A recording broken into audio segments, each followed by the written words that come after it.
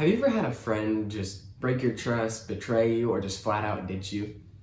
I know I have. When I was in 8th grade, I lived in California and our big field trip for the year was going to Disneyland. Now, I was so excited to go to Disneyland and spend the time hanging out with a group of people that I always did. But they had different plans in mind. Without telling me at all before this trip ever happened, they decided that I wasn't cool enough for them anymore and that we were not going to be hanging out during this trip. So once we actually get into the park at Disneyland, these people literally disappear. Like they completely run away from me. And I was just left there looking around like broken and hurt.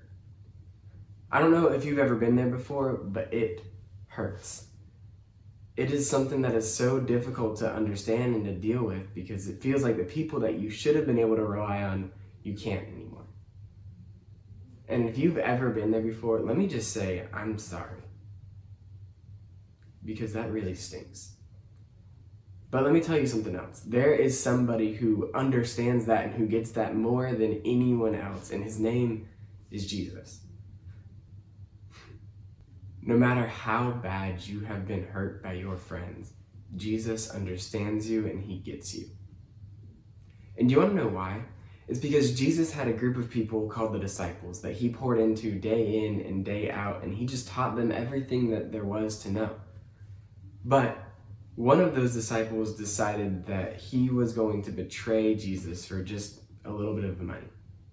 And it's recorded in Luke chapter 22.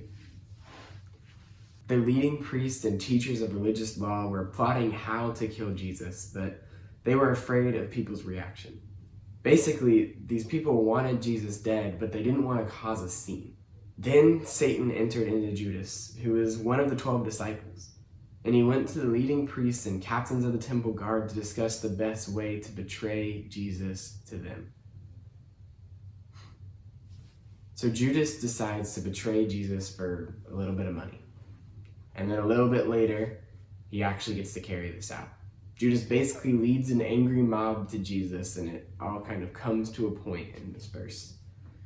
Judas walked over to Jesus to greet him with a kiss. And with that kiss, Jesus was arrested. And ultimately, he was sentenced to death and he died. All because one of his friends decided to betray him. I don't know if you've ever felt that way before, but it hurts. It is so difficult. Like I was telling you about earlier, when I was just sitting there alone at Disneyland and I had no idea what to do. It was hard. But then one of my closest friends decided that they were going to take me in and they were going to let me hang out with their group of friends that I didn't know at all. But that one of my friends decided that they were going to be loyal to me and they were going to help me. You know, something pretty similar happened to Jesus actually as well. You know, there were a bunch of people who were by his side, who left him, but a lot of them ended up going on to doing great things for Jesus, and a lot of them even died for him because they wanted to stand by him and stay loyal. Guys, if you want to know how to fix that bad blood and the relationship between your friends, or if you want to prevent it altogether, there are 2 simple ways you can do it. Stay loyal and stay kind. Stay loyal and stay kind. Stay loyal to your friends by showing them that you're there for them no matter what. And stay kind by going above and beyond what anybody else expects you to do. Proverbs 3:3-4 says, "Never let loyalty and kindness leave you. Tie them around your neck as a reminder. Write them deep within your heart. Then you will find favor with both God and people, and you will earn a good reputation." If we are able to choose loyalty and friendship in our relationships with our friends, it will completely change the dynamics of those relationships.